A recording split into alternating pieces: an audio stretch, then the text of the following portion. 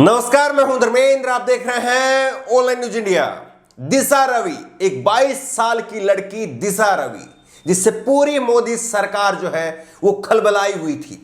दिशा रवि को गिरफ्तार करने के लिए दिल्ली पुलिस बेंगलोर जाकर के उसको गिरफ्तार करती है, लेकिन दिल्ली पुलिस को आज फटकार लगाते हुए दिल्ली में पटियाला हाउस कोर्ट ने उसको जमानत दे दी। फटकार लगाई है दिल्ली पुलिस को, और क्या कुछ कहा है, जो कहा है वो दिल्ली पुलिस को सालों तक याद रखना चाहिए। पटियाला हाउस कोर्ट ने जो फटकार लगाई है वो दिल्ली पुलिस को सालों तक भूलना नहीं चाहिए। 22 साल की एक लड़की से किस तरह से पूरी की पूरी सरकार खलबलाई हुई थी वो सबके सामने आ गया, लेकिन दिशा रवि ने अपने वकील के जरिए अदालत में जो कहा था वो सालों तक ये देश याद रखेगा। दिशा रवि ने कहा था कि अगर किसानों के प्रदर्शन को वैश्विक स्तर पर उठाना राजद्रोह है तो मैं जेल में ही ठीक हूं। यह दिशा रवि ने अपनी तरफ से अपने वकील के जरिए अदालत में अपना संदेश भिजवाया था। दिल्ली पुलिस ने उसको 1 दिन के लिए रिमांड पर रखा और 4 दिन के रिमांड जो है वो और चाहती थी दिल्ली पुलिस, लेकिन पटियाला हाउस कोर्ट के सेशन जज धर्मेंद्र राणा ने कहा कि अगर मैं किसी डकैत से चंदा ले लेता हूं तो क्या मैं डकैती हो जाता हूं? अगर मैं किसी ऐसी मीटिंग में जाता हूं जिसमें कोई व्यक्ति देशद्रोही है और मुझे नहीं मालूम इस बात का, तो क्या मैं देशद्रोही हो जाता हूं? इस तरह की टिप्पणी जो है वो दिल्ली पुलिस के ऊपर जज धर्मेंद्र राणा ने की, और उनका कोई जवाब जो है वो दिल्ली पुलिस के पास में नहीं था।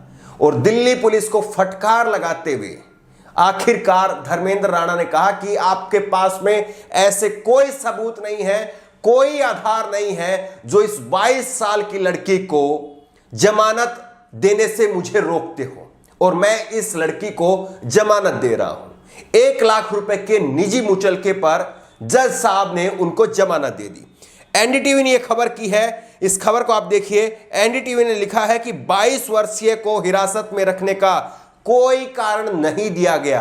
यह दिल्ली पुलिस के मुंह पर एक करारा तमाचा है कि आप एक लड़की को गिरफ्तार करने के लिए बेंगलुरु जाते हैं और बेंगलुरु से गिरफ्तार करते हैं। आखिरकार आपके पास में कोई आधार नहीं था, तो किस आधार पर आपने उस लड़की को गिरफ्तार किया, जबकि आप अदालत के अंदर कोई सबूत पेश नहीं कर पाए? तो क्या सरासर जो है वो दिल्ली पुलिस सरकार की इशारे पर लोगों को डराने का एक माहौल तैयार कर रही है, और लोगों को चुप कराने के लिए ही ये गिरफ्तारी हुई थी। बड़ी बात यह है, और दिल्ली पुलिस को भी सोचना होगा, अपनी रेपुटेशन के बारे में दिल्ली पुलिस को भी सोचना होगा कि बार बार दिल्ली पुलिस को ऐसी फटकार लगती रही है। रोहिणी कोर्ट का वो फैसला भी याद कर लीजिए, जिसमें मनदीप पुनिया को रिहा करते हुए, जमानत देते हुए रोहिणी कोर्ट ने भी इसी तरह की टिप्पणी की थी कि आपने बगैर किसी आधार के क्यों इनकी गिरफ्तारी की है। उस वक्त में भी रोहिणी कोर्ट ने कहा था, और आज जो है वो पटियाला हाउस कोर्ट ने भी ये कहा है। इसी तरह के अनेकों ऐसे उदाहरण हैं जहां पर दिल्ली पुलिस को जो है वो कड़ी फटकार लगने का काम होता है। लेकिन दिल्ली पुलिस किसके इशारे पर काम कर रही है और किसके इशारे पर अपनी रेपुटेशन पर एक काला धब्बा लगवा रही है, ये दिल्ली पुलिस के अधिकारियों को जवाब इसका देना चाहिए। एनडीटीवी ने इस खबर में लिखा है कि टूलकिट केस में गिरफ्तार पर्यावरण कार्यकर्ता दिशा रवि को पटियाला हाउस कोर्ट से जमानत मिल गई है। उन्हें 1 लाख रुपए के निजी मुचलके पर जमानत दी गई है। दिशा की पुलिस ने 4 दिन की पुलिस रिमांड मांगी थी। गौरतलब है कि इससे पहले सोमवार को पटियाला हाउस कोर्ट ने दिशा रवि को 1 दिन की और पुलिस कस्टडी में भेजने का आदेश दिया था। दिल्ली पुलिस ने 5 दिन की पुलिस कस्टडी मांगी थी। और अब सुनिए कि जज साहब धर्मेंद्र राणा ने क्या कहा है, वो सुनिए।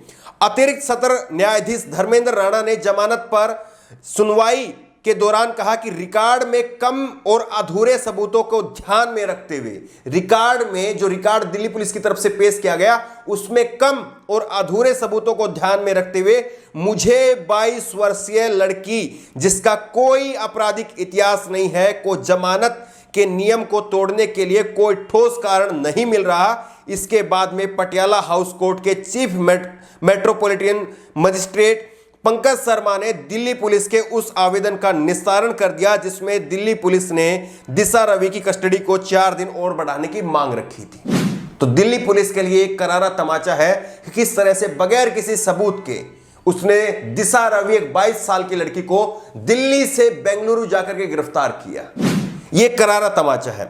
आज जमानत पर सुनवाई के दौरान दिशा रवि के वकील ने इस बात पर खासा जोर दिया कि दिशा का खालिस्तानी मूवमेंट से कोई लिंक नहीं है, उन पर देशद्रोह का मामला कायम नहीं किया जा सकता। जिसके बाद में दिल्ली पुलिस ने जमानत का विरोध किया। पुलिस की ओर से कहा गया कि अगर दिशा रवि को जमानत मिलती है तो वो सबूतों के साथ में छेड़छाड़ कर सकती है।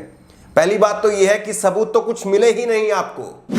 13 फरवरी से अब तक जो है वो आप कोई सबूत दे ही नहीं पाए अदालत को, और उसके बाद में अदालत को कहना पड़ा कि आपके पास में सबूत ही नहीं है, तथ्य ही नहीं है। बगैर सबूतों के, बगैर तथ्यों के आपने एक 22 साल की लड़की को कैसे गिरफ्तार कर लिया, ये जो है वो जज साहब को कहना पड़ा।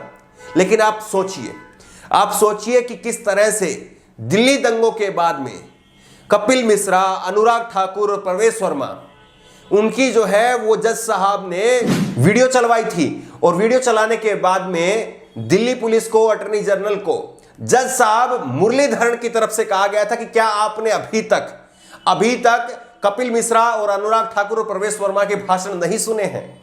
उनको फटकार लगाई थी। और उसके बाद में आधी रात को जज साहब का तबादला कर दिया गया था। जस्टिस मुरलीधरन का जो है वो तबादला कर दिया गया था। अब इन जज साहब का जो है धर्मेंद्र राणा का तबादला होगा या बने रहेंगे, ये तो वक्त बताएगा। लेकिन एक सवाल जो है वो दिल्ली पुलिस से जरूर पूछा जाएगा कि किसके इशारे पर दिल्ली पुलिस, क्योंकि दिल्ली पुलिस जो है वो देश भर में जितनी भी पुलिस हैं, जो अलग अलग राज्य की, केंद्र शासित प्रदेश की जो पुलिस है, उनमें से दिल्ली पुलिस की एक अच्छी खासी रेपुटेशन रही है। लेकिन किसके इशारे पर दिल्ली पुलिस जो है वो ऐसा काम कर रही है कि बार बार दिल्ली पुलिस के ऊपर ये फटकार लगती है कि बगैर किसी सबूत के वो लोगों को पकड़ करके जेल में डालने का काम कर रही है। और एक ऐसा माहौल जो है, बार बार पुलिस पर यह आरोप लगता है कि वो एक ऐसा माहौल तैयार करने में मदद कर रही है जिससे लोगों को डराया जाए कि अगर आप आवाज उठाएंगे तो आपकी गिरफ्तारी हो जाएगी, अगर आप आवाज उठाएंगे तो आपके ऊपर केस लगा दिया जाएगा। और राजद्रोह का केस, देशद्रोह का केस तो ऐसा हो गया है मानो थोक के भाव में जो है राजद्रोह का केस लगा दीजिए। राजद्रोह, देशद्रोह तो जो ऐसा हो गया है कि मुंह से बोले और राजद्रोह लग गया, देशद्रोह इसके ऊपर लगा दीजिए, इतना आसान हो गया है। और इस 22 साल की लड़की के ऊपर भी जो है वो देशद्रोह का केस लगा दिया, उसको जो है बेंगलुरु से गिरफ्तार कर लिया, और उसके बाद में दिल्ली पुलिस कोई सबूत नहीं दे पाती है। तो क्या सवाल नहीं पूछा जाए दिल्ली पुलिस से कि किसके इशारे पर यह सब कुछ हो रहा है, और क्या ये डराने के लिए माहौल जो है वो दिल्ली पुलिस तैयार करवा रही है? यह सवाल वाजिब है, लेकिन ये सवाल कोई नहीं पूछ रहा है। दिल्ली पुलिस ने जिस तरह से टूल किट केस में दिशा रवि को गिरफ्तार किया, अच्छा होता किसी तरह से जो टूल किट का हमने आपको पहले भी बताया है कि किस तरह से टूल किट वो होती है जो एक मैसेज तैयार किया जाता है कि फला टाइम पर जो है ये हैशटैग चलेंगे, फला टाइम पर जो है ये ट्वीट करने हैं। इस तरह का एक मैसेज जो है, एक रूपरेखा जो है तैयार की जाती है, और वही रूपरेखा जो है वो सर्कुलेट दिशा रवि ने की थी। उसके बाद में जो है इनको उसी का आरोप बनाते हुए, उसी को जो है आधार बनाते हुए इनको जो है गिरफ्तार कर लिया।